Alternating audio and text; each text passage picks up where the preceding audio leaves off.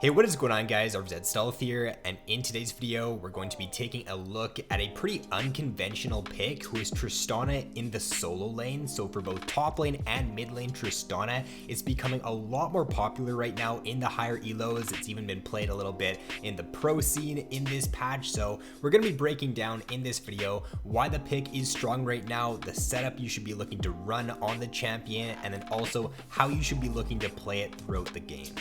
So if we start out by taking a look at why it's a strong pick, number one is that it's a pretty good pick into Corki and Azir, who are two of the most picked champions in the pro scene at the moment. You're going to be seeing a lot of Corki, you're going to be seeing a lot of Azir, who are very strong hyper-scaling mid lane champions. Tristana into those two picks can do a good job at just matching their scaling. Tristana does scale very well into the mid to late game, so playing Tristana into those two champions, pretty low risk, high reward. It's not like you're going to lose lane super hard into a Corki or anything, or lose lane into the Azir. So by playing the Trist, you just do a great job at matching their scaling.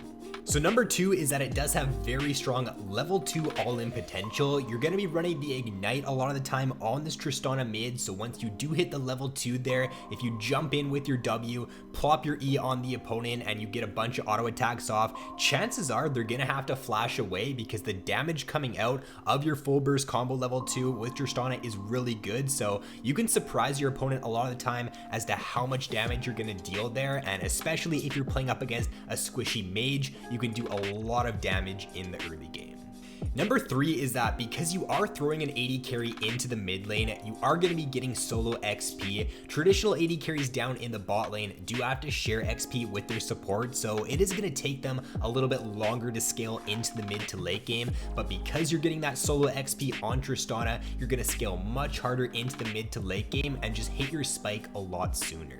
For number four, Tristana does have very fast tower pushing ability. You can get a lot of gold in the early game from the tower plating, and we're going to take a look at the setup on Tristana in a little bit here, but most players are running the Demolish on Tristana too to just have a super strong tower taking ability in the early game there. So it just allows Tristana to get a lot of gold in the early game. If the enemy mid laner ends up going for a roam top lane or a roam bot lane, you can do a great job at punishing that by getting at least like 2 tower plates a lot of the time if they do look to go for a roam.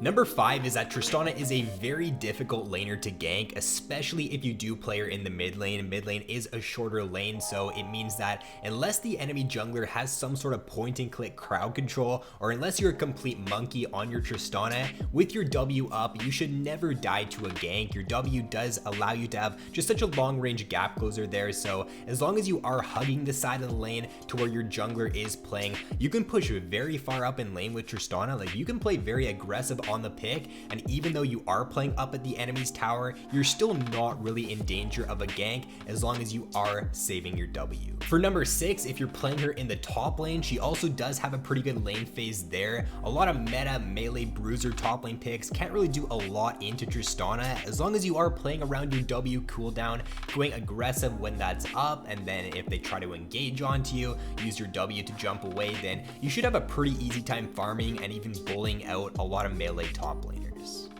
And then lastly, Tristana did get a nice buff to her W a couple of patches ago. I'm pretty sure she also got another buff to her base stats or something like that, but her W base damage did get increased, which does make her all-in potential in the early game even stronger. This isn't the main reason as to why Tristana is being played right now in the solo lane, but it definitely does make her a much better pick in the solo lane for sure. If we move on to taking a look at the setup now for Tristana in the solo lane, for top lane Tristana, the most common build is Blade of the Ruined King Rush, and then into usually a PD or IE second. You can interchange those depending on personal preference, but Blade of the Ruined King Rush for Tristana top lane is the most common one for sure. Now, if you are playing her in the mid lane, a lot of players are going for Bork Rush, but a lot of players are also going for Infinity Edge Rush. There is definitely pros and cons to going for both. IE is going to give you more burst potential, more straight up all-in potential there if you do rush that. The Bork is going to give you better kiting potential, better survivability, so I think it does more so come down to personal preference there.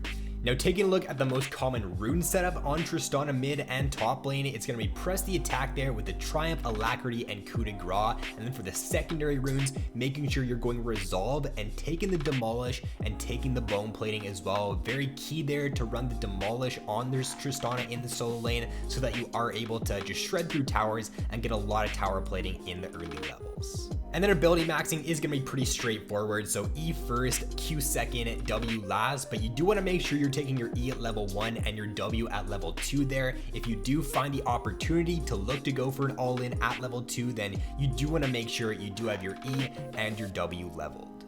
Now, if we take a look at how you should be looking to play this Tristana in the early game, we're going to take a look first at mid lane here and taking a look at one of Bjergsen's games. So in the early levels, you just want to kind of play around the enemy, and if they make a mistake, if they use an ability on a wave, like right here, you see that Taliyah uses her WE, gets the chunk onto Bjergsen, but he now knows that Taliyah doesn't have anything to use. He doesn't have a combo, so Bjergsen's just going to jump right in there, pop his E onto the Taliyah, get the W damage off, and it forces the Taliyah flash. So this now sets up for, in a moment here, what's going to turn out to be a kill onto this Taliyah because she now does not have flash. So just make sure you're playing around the enemy's cooldowns in the early levels here. If they end up wasting their abilities, or if they end up just not having any abilities to use, then make sure you are punishing that because you do have great all-in potential. Notice here he does get another good chunk off, so Acadian's just going to come in, grab the kill, get an early kill here in this game. So just the pressure that Bjergsen was able to provide there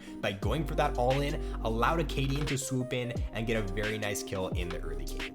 Now, when you do get a lead in the early game with Tristana, just make sure you are always pressuring at the enemy's tower. You're going to be able to shove in a lot of matchups. You're going to be able to get up to the enemy's tower and start autoing that. So as long as your W is off cooldown, you're at pretty little risk at moving up that far. A lot of other champions in the game, or most champions in the game, cannot move up as far to the enemy's tower and just keep autoing it if they don't know where the jungler is, but it's pretty low risk for Tristana to do that.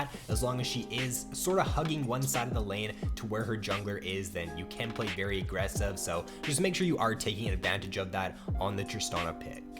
And then when it does reach the mid game, you can kind of play Tristana a little bit like an assassin, so you can wait for the enemy to come back to lane, just jump right in on them, as Bjergsen does here onto the Taliyah, pick up a very free kill. So just be looking to play with your lead, just be looking to play aggressive when you do have it, trying to find picks, just get vision. If the enemy does end up overstepping like that Taliyah did there, then look to punish it.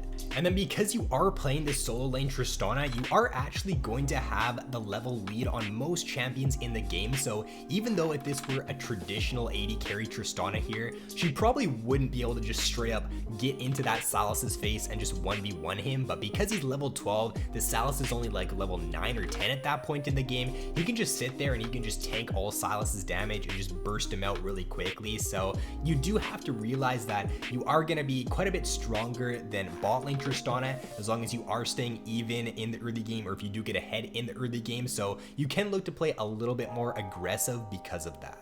And then for top lane Tristana, if you're playing up against a melee top laner, then you can do a pretty good job at bullying them in the early games. So notice there the Wukong just jumped in onto Darshan. He threw his E onto the Wukong, got a lot of trade damage off as Wukong was trying to back out, and he's pretty much in full control of this lane now. So with the top lane Tristana, you're definitely a little bit more susceptible to ganks because the lane is longer than the mid lane. So you got to be a little bit more careful about how far you're playing up in lane without knowing where the jungler is. But for the most part, as long as the enemy top laner doesn't have a very easy CC ability that they can use to jump on you, you're pretty safe at the enemy's tower. So it's a Wukong here in this situation. Darshan's just pushing all the way up there, getting chip damage off on the tower already at level 2 into the game. So in this matchup here, he's just going to be able to bully this pretty hard. He's going to be able to sit at the enemy's tower and just get a lot of tower plating. And then when you do end up winning lane with this Tristana solo lane pick, you can just roam to other lanes and take out those towers very quickly too. So in this game here, Darshan, he won his lane in the top lane. He just roams down to mid lane, starts taking taking the plating from this mid lane tower, starts chunking it out. So you can just do a great job with this Tristana at just catching the enemies off guard. If they're not quick on their rotations and you just rotate to a lane, then the tower's just going to drop right away and you're going to find yourself just getting a lot of towers in the early game there. So now he's just going to rotate over to the Herald there, grab this. So you can just do a great job at just getting a lot of early objectives with this champion. And then as you do reach the mid to late game with Trist, as long as you aren't pulling a Cody Sun in every 2 team fights, then you should do alright. You should have some pretty good success on the pick, so just make sure you are using your W wisely, not just jumping in on the enemy backline to try to assassinate the enemy tank. Don't do that and you should have some good success on the pick. So hopefully you guys did enjoy this video. If you did, then be sure to drop a like and subscribe if you have yet to already. So thanks for watching, have an awesome day, and I will see you in my next video.